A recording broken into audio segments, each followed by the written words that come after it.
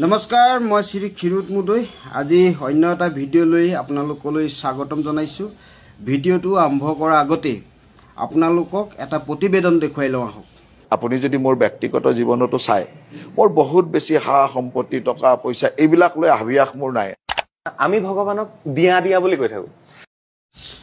হয়, আপোনালোকে গম পায় যে আজি ভিডিঅ'টো আসলতে কি কাৰণে মই বনাবলৈ লৈছো। আসলতে মন্ত্ৰী মহোদয় এটা কথা কৈছে যে তেখেতৰ যেহেতু হা সম্পত্তিৰ প্ৰতি যেহেতু তেখেতৰ লোভ নাই বুলি কৈছে, যে আমাৰ যেটো সংবাদ মাধ্যমত আমি গম পাইছো তাৰে এটা ভিডিঅ' প্ৰস্তুত কৰিবলৈ ওলাইছো। গতিকে আপোনালোকে কেনেকুৱা পায় ভিডিঅ'টো জনাব আৰু কমেণ্ট বক্সটো আমি খোলা আছে, কমেণ্টতো আপোনালোকে জনাব যে আসলতে আমি নিৰ্বাচিত কৰি দিয়া প্ৰতিনিধিসকলৰ আসলতে আমি কিমান আশা লৈ পেলাই তেখেতলোকক আমি দিছপুৰলৈ পঠাওঁ। দিছপুৰ পোৱাৰ পিছত তেখেতলোকে ৰাইজে হৈ পেলাই কিখিনি কৰে, গতিকে সেইখিনি কথাকে আজি এই ভিডিঅ'টোৰ যোগেদি আপোনালোকক দেখুৱাবলৈ চেষ্টা কৰিছোঁ। চৰকাৰী আঁচনিত হিতাধিকাৰীৰ নাম সোমাল অসম চৰকাৰৰ মন্ত্ৰী বিধায়কৰ পত্নীৰ। ৰাজ্যৰ দুগ্ধপালকৰ বাবে চৰকাৰে গ্ৰহণ কৰা বিশেষ আঁচনিত অন্তৰ্ভুক্ত হৈছে মন্ত্ৰী জয়ন্ত মল্ল বৰুৱা আৰু বিধায়ক সিদ্ধাৰ্থ ভট্টাচাৰ্যৰ পত্নীৰ নাম। ডক্টৰ হিমন্ত বিশ্ব শৰ্মাৰ আমোলত অসমত এইদৰে এটাৰ পাছত এটা নোহোৱা নোপজা ঘটনা সংঘটিত হ'বলৈ ধৰিছে। 2023 চনত পোহৰলৈ আহিছিল মুখ্যমন্ত্ৰী ডক্টৰ হিমন্ত বিশ্ব শৰ্মাৰ পত্নীৰ নাম কেন্দ্ৰীয় চৰকাৰৰ 10 কোটি টকীয়া হিতাধিকাৰীৰ তালিকাত সন্নিৱিষ্ট হোৱাৰ তথ্য। তাৰ পাছত এইবাৰ ৰাজ্য চৰকাৰৰ 50 লাখ টকীয়া হিতাধিকাৰীৰ তালিকাত নাম সোমাল মন্ত্ৰী জয়ন্ত মল্ল বৰুৱাৰ পত্নী জুলি ডেকা বৰুৱাৰ নাম আৰু বিধায়ক সিদ্ধাৰ্থ ভট্টাচাৰ্যৰ পত্নী মনালিছা ভট্টাচাৰ্যৰ। এতিয়া আমি জানো আহক যে মন্ত্ৰী মহোদয় পত্নী ভাগৰ ক'ত কিমান সম্পত্তি আছে, ক'ত কিমান মাটি আছে। এই মাটিবিলাকৰ এটা প্ৰতিবেদন যেহেতু আমাৰ সংবাদ মাধ্যমৰ যোগেদি আমি গম পাইছিলোঁ, গতিকে আমি জানি লওঁ আহক যে তেখেতে এই 5 বছৰত ক'ত কিমান তেখেতৰ পত্নীৰ নামত কিমান মাটি ল'লে। ৰাজ্যৰ বিভিন্ন স্থানত বিঘাই মাটি কিনিছে বহুবল্কী মন্ত্ৰী জয়ন্ত মল্ল বৰুৱাই। প্ৰতিদিন টাইমৰ অনুসন্ধানত পোহৰলৈ আহিছে মন্ত্ৰীগৰাকীৰ ভূমি ক্ৰয়ৰ বিভিন্ন তথ্য। 2023 চনত তেজপুৰত 29 বিঘা মাটি ক্ৰয় কৰিছিল মন্ত্ৰী দম্পতীয়ে। চক্ৰ বিষয়াৰ কাৰ্যালয়ৰ নথিত আছে এই তথ্য। জুলি ডেকা বৰুৱাৰ নামত প্ৰায় 29 বিঘা মাটি পঞ্জীয়ন কৰাৰ কথা উল্লেখ আছে জমাবন্দী। বসুন্ধৰা আঁচনিৰ জৰিয়তে খিলঞ্জীয়া ভূমিপট্টা প্ৰদান তথা ভূমিৰ অধিকাৰ প্ৰদানৰ চেষ্টা কৰি অহা চৰকাৰৰ দিনতে বিঘাই মাটিৰ গৰাকী হৈছে একাংশ জনপ্ৰতিনিধি। তেজপুৰ বিশ্ববিদ্যালয়ৰ সমীপৰ পুনিয়নিত এই ভূখণ্ড ক্ৰয় কৰিছে মন্ত্ৰীগৰাকীয়ে। আপুনি যদি মোৰ ব্যক্তিগত জীৱনতো চাই মোৰ বহুত বেছি হা সম্পত্তি টকা পইচা এইবিলাক লৈ হাবিয়াস মোৰ নাই। আমি ভগৱানক দিয়া বুলি কৈ থাকো। আগে ৰিণিকি পিছে দৌৰিছে জুলি।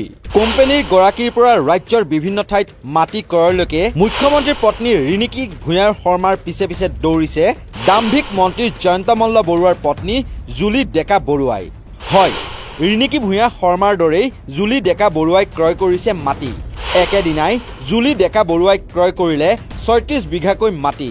প্ৰায় 6.50 কোটি টকাৰে ক্ৰয় কৰে 36 বিঘা ভূমি। আপুনি পঢ়িব নাজানে দিয়ক। এইবিলাক আপোনাৰ দৰে ইমান তলৰ শ্ৰেণীৰ মানুহৰ লগত মই কথা নাপাতো। আপোনালোকৰ মালিকে কেতিয়াবা সুধিব, মই উত্তৰ দিম। মালিকক যিকেইটা প্ৰশ্ন সুধিছো সেইকেইটা উত্তৰ দিলে।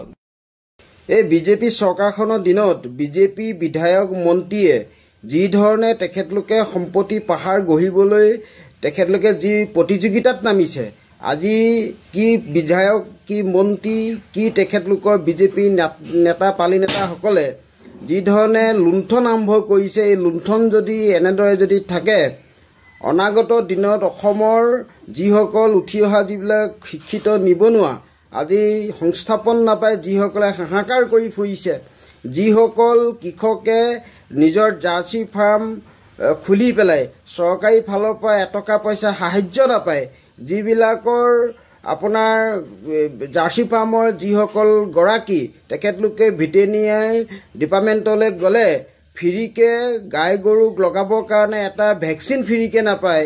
তেনেস্থলত এই মন্ত্ৰীগৰাকীয়ে তেখেতলোকৰ গোটেই বিজেপি কেবিনেটখনৰ কি ধৰণে চলিছে তাৰ এটা উদাহৰণ এই মন্ত্ৰীজন হয়। আচলতে আমি এনেকুৱা মন্ত্ৰীক আমি ধিক্কাৰ জনাইছোঁ। আচলতে তেখেতলোকে মুখ্যমন্ত্ৰীয়ে তেখেতলোকৰ ওপৰত কিন্তু CM ভিজিলেন্স ED বা তেনেকুৱা ধৰণৰ যিবিলাক সংস্থা তদন্ত কৰিব লাগে এই মন্ত্ৰীবিলাকৰ ওপৰত কিন্তু তদন্ত নকৰে। পত্নী হিতাধিকাৰী ভাগি পৰিছে দৰিদ্ৰ মন্ত্ৰী জয়ন্ত মল্ল বৰুৱা। মানৱতাৰ খাতিৰত জয়ন্ত মল্লক কোনেও আৰু পত্নীৰ ৰাজ সাহায্যৰ কথা নুসুধিব,